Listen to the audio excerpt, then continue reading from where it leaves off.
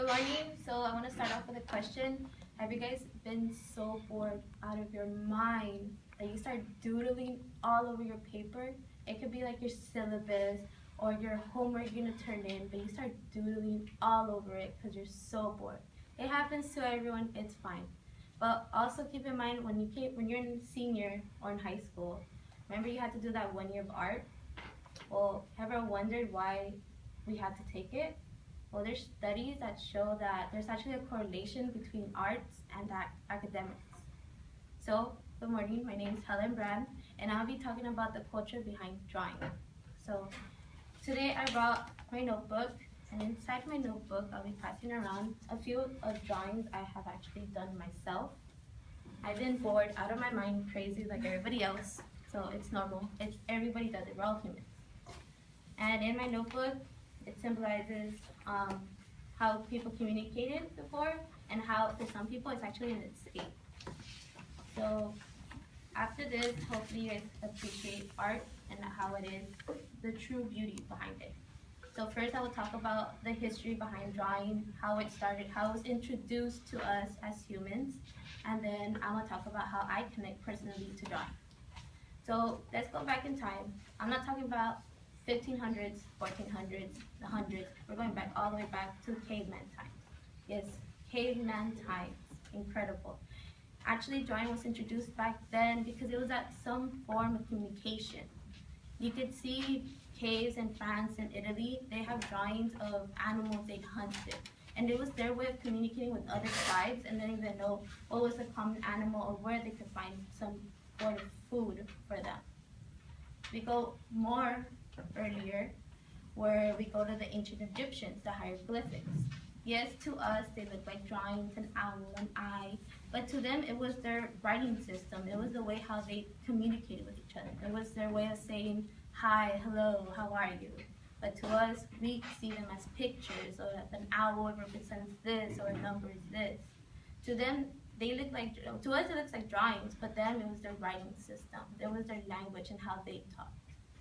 So now that I introduced you guys how it was introduced to us, I'm actually going to talk about how I identify with it. So I've been drawing since I was 8 years old. And the only reason I started drawing at an early age is because I had to deal with other things that most kids have to draw, like had to face, excuse me. I had to grow up faster, I had a little brother I had to take care of. So instead of showing my emotions, I went to drawing. And I drew and drew and drew, and then it was my emotional escape.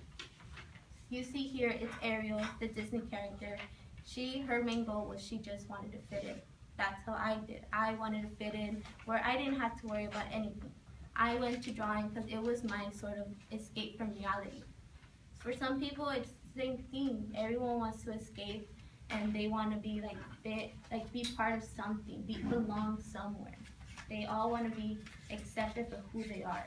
So that's how I got close to drawing. And yeah, these are just regular drawings, but drawing today has evolved. Now we have drawing where we use blueprints to create new buildings, or your logos you see, like for Not Scary Farm, or your DJ, you use logos. For Starbucks, they have their own famous logo. Everywhere you see drawing is involved. It's all a part of us. And yes, it doesn't have to be a professional or the Mona Lisa. Is she smiling? What is she looking at? Like, you don't have to be like that, so expert. Or we can just go with stick figures, a happy face. Simple as that, we're expressing how we are and how we feel. So I talked about the history behind drawing and how my artifact symbolizes drawing. We go back to how it was communicated and how it evolved, and how this common notebook can symbolize more than just taking notes, writing an essay. It actually, some sort of escape can be within and how you express yourself. So now that you have this in mind, I want you guys to go back and look at anything, either a simple drawing or elaborate drawing, and just think, oh, what was this artist thinking? What was in his mind when he was drawing this? What was going on? What inspired him to do it? Because to draw is just expressing who you are. And that's how I connect with the drawing culture.